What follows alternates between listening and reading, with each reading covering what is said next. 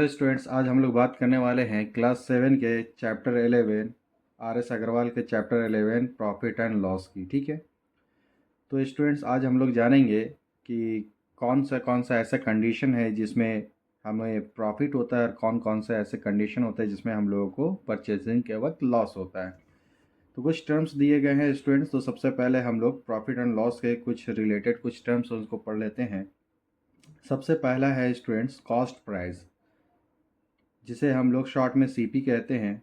तो students cost price हम लोग उन प्राइसेस को कहते हैं जब हम लोग सपोज डैट किसी आर्टिकल्स को जितने में जिस प्राइस पे हम लोग ख़रीदते हैं उसे हम लोग स्टूडेंट्स कॉस्ट प्राइस कहते हैं। सपोज डैट आपने क्या किया है, कोई मोबाइल फ़ोन आपने 12,000 में आपने ख़रीदा है, तो उसका जो कॉस्ट प्राइस होगा वो 12,000 होगा, है ना स्टूडेंट्स। और नेक्स्ट आता है students selling price. Selling price किसे कहते हैं स्टूडेंट्स, जिसे हम लोग शॉर्ट में एसपी वो बोलते हैं।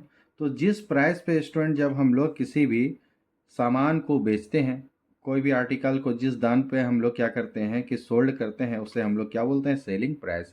इफ़ सपोज डैट क्या किया था, जैसा कि आपने 12,000 में आपने एक मोबाइल ख़रीदा था तो उसे हम लोग कॉस्ट प्राइस कहेंगे 12,000। लेकिन इफ़ सपोज डैट अगर आपने क्या किया है, उसी मोबाइल फ़ोन को 15,000 में सेल कर दिया, बेच दिया, तो उसे हम लोग सेलिंग प्राइस कहेंगे। अब कुछ और टर्म्स है स्टूडेंट्स, जैसे कि हम लोग देख सकते हैं प्रॉफिट एंड गेन। तो स्टूडेंट्स प्रॉफिट या फिर गेन हम किसको कहेंगे, तो जब स्टूडेंट्स हमारा जब सेलिंग प्राइस ज़्यादा होगा।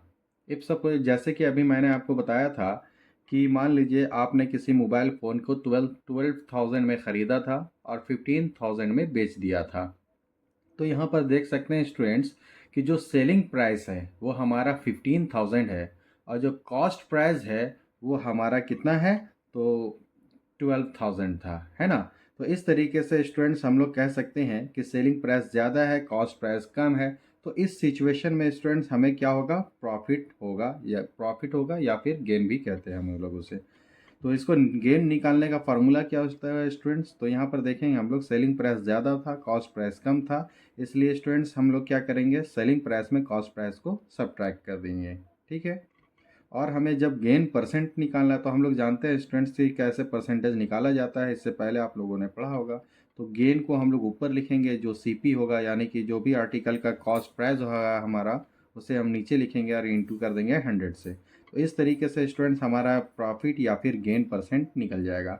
अब स्टूडेंट्स दूसरा सिचुएशन ये है कि इफ़ सपोज डैट अगर हमने क्या किया है, तो जो सेलिंग प्राइस अगर जब हमारा कम हो और कॉस्ट प्राइस ज़्यादा हो। इफ़ सपोज डैट जैसा कि अभी हम लोगों ने बात किया था कि कॉस्ट प्राइस मान लीजिए आपने मोबाइल को ख़रीदा है 12,000 में और उसे आपने 10,000 में सेल कर दिया।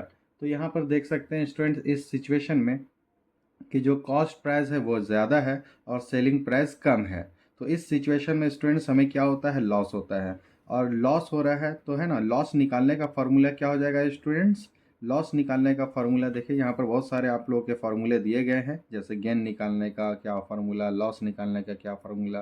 तो लॉस निकालने का फार्मूला क्या हो जाएगा स्टूडेंट, CP माइनस SP। ठीक है, और जब हम लोग लॉस परसेंट निकालने की बात आएगी स्टूडेंट्स, तो हम लोग कैसे निकालते हैं, loss divided by CP into 100%, है ना। इस तरीके से हम लोग स्टूडेंट्स लॉस निकालते हैं। और बहुत सारे यहाँ पर ऐसे ही रिलेटेड जो है ना फॉर्मूले दिए गए हैं, आप आसानी से देख सकते हैं और इसी की मदद से हम लोग जो है न्यू चैप्टर है वो स्टार्ट करने वाले हैं। Thank you.